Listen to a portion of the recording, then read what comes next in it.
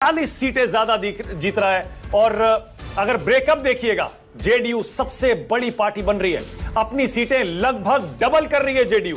पिछली बार 43 पर थी, इस बार 85 सीटें जीत रही है जेडीयू। बीजेपी की सीटें 10 कम हो रही हैं, वो आ रही है 63 पर, 63 पर, जबकि महागठबंधन में आरजेडी का परफॉर्मेंस ठीक ठाक ही कहा जाएगा। पिछली बार के 75 के मुकाबले 17 सीटें आरजेडी की कम हो रही हैं और आरजेडी तीसरे नंबर की पार्टी बन रही है। तो जेडीयू नंबर 1, बीजेपी नंबर 2 और आरजेडी नंबर 3। कांग्रेस का स्ट्राइक रेट बहुत ही खराब है, ये देखिए 61 सीटें लड़कर सिर्फ 9 पर वो आगे दिखाई दे रही है, जबकि बाकी यहां बीजेपी और जेडीयू के अलावा एलजेपीआर, आरएलएम और हम का भी स्ट्राइक रेट फिलहाल बहुत अच्छा नहीं दिख रहा है। पर एनडीए का आंकड़ा वही है जो मैटर करता है इस समय सबसे ज्यादा, क्योंकि एनडीए की सरकार की वापसी हो रही है बिहार में बड़े बहुमत के साथ। गरिमा आ गई है स्टूडियो में, अब मैं विदा लूंगा थोड़ी देर के लिए। सुकेश, जरा आप समराइज करिए और बताइए सुकेश, आपके पास क्या क्या अपडेट है, कौन आगे चल रहा है, कौन पीछे चल रहा है? आप तो सब देखिए रहा है, सब आप लोग जान ही रहे हैं, उसमें कुछ बचा तो है ये नहीं है।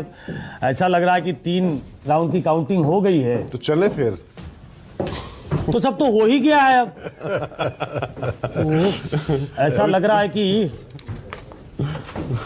जो आरजेडी का दावा था, जो उनको उम्मीदें थी, ऑन ए सीरियस नोट, युवाओं से उनको बहुत उम्मीद थी। उन्हें लग रहा था कि महिलाओं ने उनके जो आइडियाज थे उनको सर आंखों पर लिया है और शायद उनके लिए वोट किया है। अभी के आंकड़े 3 घंटे काउंटिंग के बाद अभी के आंकड़े ये सजेस्ट कर रहे हैं कि एक अंडर करंट जैसा दिखता है एनडीए के लिए, नीतीश कुमार के लिए, और खासतौर पे नीतीश कुमार के लिए। 163 सीटों पे एनडीए आगे, 74 सीटों पे महागठबंधन, जन स्वराज पार्टी एक भी सीट पे आगे नहीं चल रही है, अदर्स पे 2। अगर मैं अलग अलग फिगर बता दूं, एनडीए में बीजेपी से बहुत आगे 85 सीटों पे 101 सीट लड़ी है जेडीयू, 85 सीटों पे जेडीयू आगे है, वो पिछली बार से 14 सीटें कम लड़ी है। बीजेपी एक उदाहरण सुकेश जी है कि अगर नेता जमीन पर जुड़ा हो और लोगों के बीच में काम करता हो और उसकी इमेज अच्छी हो जनता के लिए लड़ने वाले का, तो जनता ऐसे उसको एक बार मतलब ऐसे नकारती भी नहीं है। आप देखिए, मैं बात कर रहा हूं बिहार के सबसे गरीब उम्मीदवार कयामुद्दीन अंसारी की।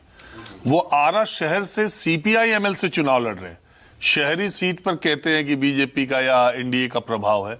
वो आरा शहर से सीपीआई एमएल की सीट से टिकट पे चुनाव लड़ रहे हैं, लेकिन वो शख्स 5 साल इतना जनता के बीच में रहता है और बिहार का सबसे गरीब उम्मीदवार है। और अभी देखिए जो फाइट चल रही है उसमें वो 2000 वोटों से 3 राउंड की गिनती के बाद बीजेपी के कैंडिडेट से आगे। तो आप सोचिए शहरी सीट पर, लेकिन इस बार लेफ्ट का भी प्रदर्शन बहुत खराब जाएगा। असल में क्या है,